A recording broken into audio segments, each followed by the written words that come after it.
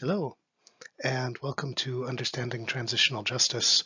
Our topic for this week is social contexts of transitional justice. In this first segment, I'm going to try to give a bit of an overview, and I think the overview is centered around what's probably one of the biggest questions in looking at and analyzing post-conflict and post-regime justice efforts, and that is this. Why is it that the desired result of these processes seems to be so rarely accomplished?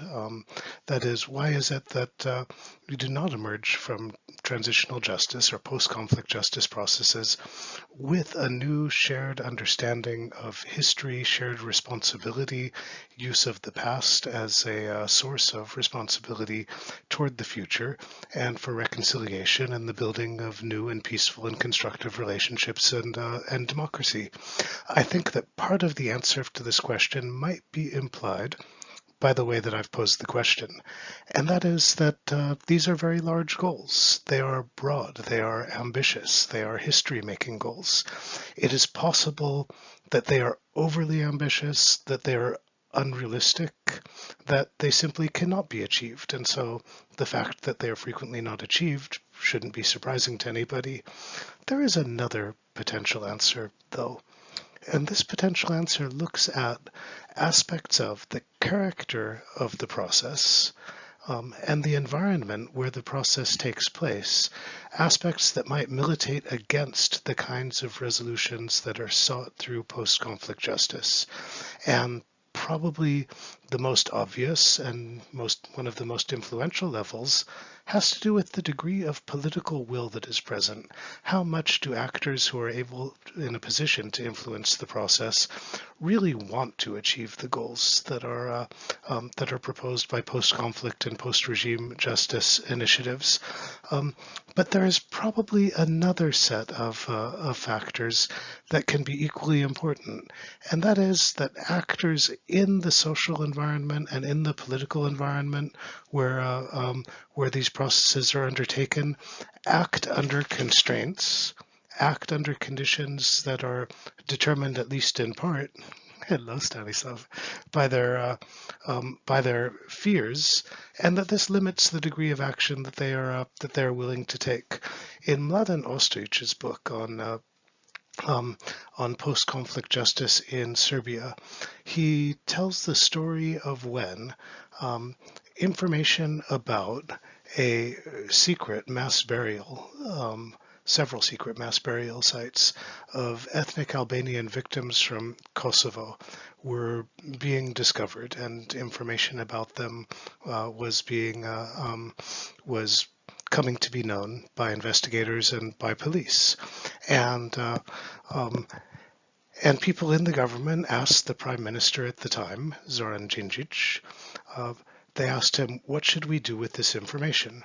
And Djindjic's first response was to say, well, we are a new, transparent, and democratic government. This is the responsibility of somebody else.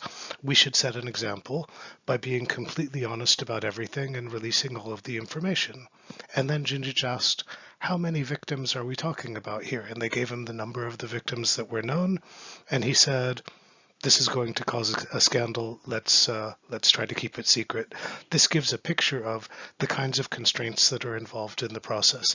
And that deals with political actors, but it is not only political actors who are involved in these processes. They are political processes that involve social actors, and one of the key structuring factors that's going to determine how processes are going to go is the question of what social groups are represented in the process, how many are able to have participation in the activity of post-conflict and post-regime justice initiatives.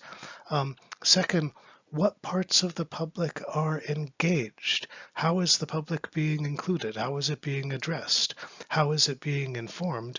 And how complete is the information that they are receiving? And third, what kinds of conditions are people in different social groups in the public living under? Are these conditions that are inclined to make them receptive to new information and to new understandings? Or are Are they conditions that are going to make them more resistant? In a lot of the cases, the conditions under which people live make them more inclined to resistance than to reception. So we need to understand the nature of the project in order to understand some reasons why the project very frequently does not succeed. What are some of the dynamics of the project that tend to lead to contradiction, that tend to lead to resistance, that tend to stand in the way of success? First of all of these projects eventually are about producing a narrative of the past that is going to be accepted, and the meaning of which is going to be shared.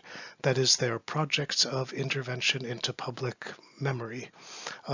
Very often, these public memory processes do not engage members of the public in a meaningful way.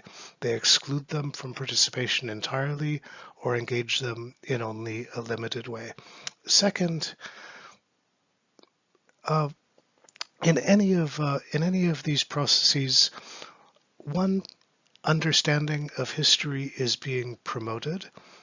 That is, processes operate with the intent of benefiting a particular understanding of history, and the benefit of one understanding of history works to the detriment of another. This conflict has implications that resonate in the social environment. They resonate on the level of identity. They resonate on the level of emotion.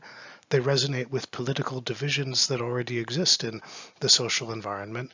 And this is an area where the morally superior posture that is adopted by many advocates of justice, even when we can say that this morally superior posture is in many cases legitimate in a large measure, can be extremely unhelpful because it intensifies the effects of division on questions of identity and emotion and division. Let's move on in the next few segments to look at some more specific elements of the process.